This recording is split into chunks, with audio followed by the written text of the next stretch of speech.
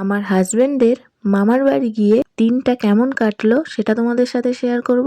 তো দেখো, সকাল 8টার সময় ঘুম থেকে উঠেছিলাম, মানে একটু ঘুমিয়ে গেছিলাম যেহেতু কুটুম বাড়ি ঘুরতে গেছি। তো উঠে ফ্রেশ হয়ে চারিদিকের পরিবেশটা একটু দেখে নিয়েছি, আর এদিকে আমার পাকা বুড়িটা চা খাচ্ছে, দেখো কেমন বুড়িদের মতো। তো হ্যালো বন্ধুরা, কেমন আছো সবাই? আশা করি খুব ভালো আছো, আর আমিও তোমাদের ভালোবাসা ও আশীর্বাদে অনেক অনেক ভালো আছি। তোমাদেরকে নিয়ে শুরু করছি আরো একটা মিষ্টি ব্লগ। আশা করি শেষ পর্যন্ত আমার সাথে থাকবে। তো কুটুম বাড়িতে যাওয়া মানেই, যে কোনো কুটুম বাড়িতেই বা আমার বাড়িতেই লোক আসুক, একটা কিন্তু কি তারা খাবে দাবে সেই জোগাড় নিয়েই সকাল থেকেই সেই বাড়ির মানুষগুলো ব্যস্ত হয়ে পড়ে। এবং আমাদের বাড়িতেও কিন্তু কোনো কুটুম আসলে আমরাও তার ব্যতিক্রমী হই না। তো আমার মামা শ্বশুর বাড়ির কাছে একটা খুব বড় কালী মন্দির আছে, আর সেই কালী মন্দিরটার কাছে একটু বাজার মতন বসে, একটু জাঁকজমক মতন। তো সেখানেই সকাল সকাল চলে গেছিলাম আমার মেয়ে আর আমার পুচকে দেওরটাকে নিয়ে। আর এখানে এসে দেখো, তোমরা এখনো পর্যন্ত বুঝতে পেরেছো কিনা জানি না, আমি বলে দিচ্ছি।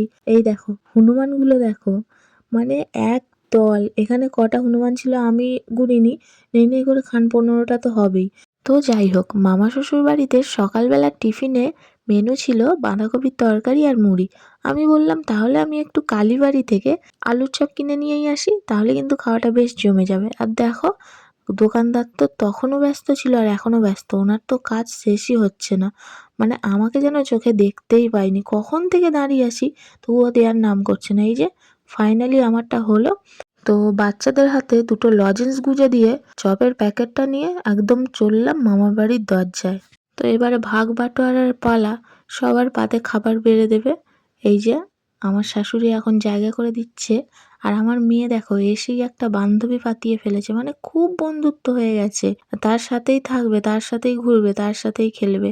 আর এখানে আমার মামি শাশুড়ি সবার জন্য খাবার বেড়ে দিচ্ছে।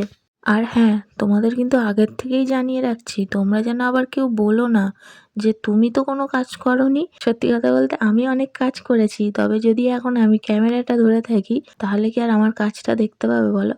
তো যাই হোক, আমরা তো খেতে বসে পড়েছি, মানে সকালের টিফিন খাওয়া হচ্ছে, আবার দুপুরে খাওয়া হবে, আবার বিকেলে খাওয়া হবে, আবার রাতে খাওয়া হবে। মানে কুটুম বাড়ি আসলে যেন শুধু খাওয়াই আর খাওয়া।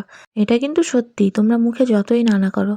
তো সকালের পেট পুজোর পর মামি শাশুড়ি বলল, কি গো ভাগনা বউ, দেখি কেমন আইব্রু করতে পারো, একটু করে দাও দেখি। হ্যাঁ হ্যাঁ, আমিও কিন্তু পারি, আমিও শিখেছিলাম একটা সময়, ভাগ্যের জন্য আর করে উঠতে পারিনি। সুতো তো আনিনি, ওই জামা কাপড় সেলাই করা সুতো দিয়েই কাজ চালিয়ে নিয়েছি। তো দুপুর বেলায় সবাই স্নান টান করে এখানে রোদ পোহাচ্ছে। আর আগের দিনে যেমন শীতকালে মা কাকিমারা আড্ডা দিত, আর আমার শাশুড়িও তার বাপের বাড়ি এসছে, একটু গল্প টল্প তো করবেই। তো রান্না বান্নার তো কমপ্লিট, এখন আমাকে ডাকতে পাঠানো হয়েছে বাইরে যারা রোদ পোহাচ্ছে বসে তাদেরকে খেতে আসার জন্য।